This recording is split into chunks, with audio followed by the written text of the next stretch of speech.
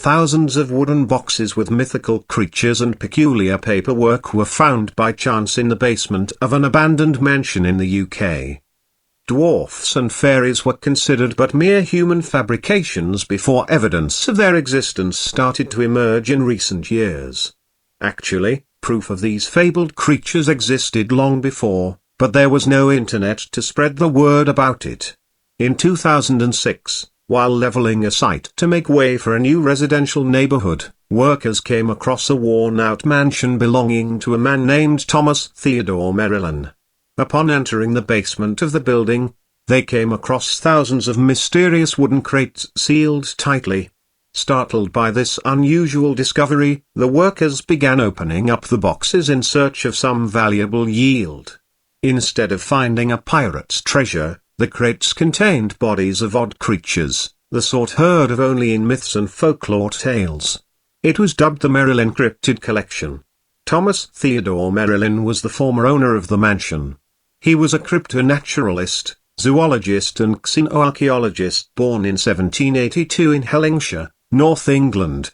Other than his unusual hobby of collecting remains of uncatalogued species, he is also recalled for his tremendous lifespan, 160 years. According to accounts, at 80 years of age he resembled a 40-year-old, aspect which probably drew more attention than his unusual collection of rare specimens. During his lifetime, Theodore embarked on a journey to the US where he would make his unusual collection known to a wider audience.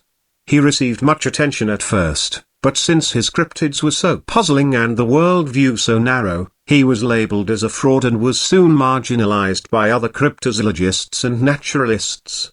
While on this endeavor, he befriended several prominent mathematicians and biologists who were intrigued by his work, and also approved some of his concepts in fringe physics and chemistry. Theodore's diaries found together with the specimens contained esoteric notions of quantum mechanics, a concept that was yet to be established at the point in time when the papers were written. Because of this, he was also strengthened by his friends to publish a study on the possibility of time travel.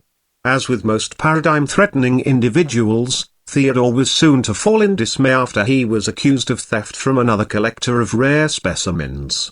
His reputation was astray, so he returned back into vagueness.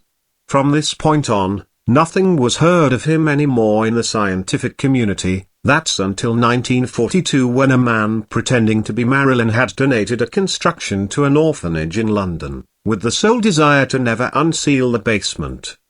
The man looked no older than 45, so he was presumed to be a relative of Theodore. This was the last time anyone heard anything of him. According to modern standards, the man couldn't have been the same person born in 1782, because that would make him 160 years of age, and while looking a quarter of that number. However, his paperwork mention of an artifact dubbed alabast, which had unusual anti-aging properties. Since it hadn't been discovered along with his collection, we can presume that Theodore never let it out of his grasp.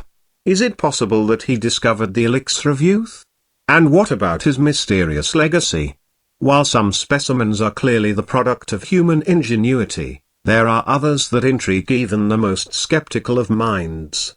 Sketches and illustrations reveal that a thorough analysis had been performed on the alleged mythical creatures, but it also points out to a possible blueprint which served as the basis of creation.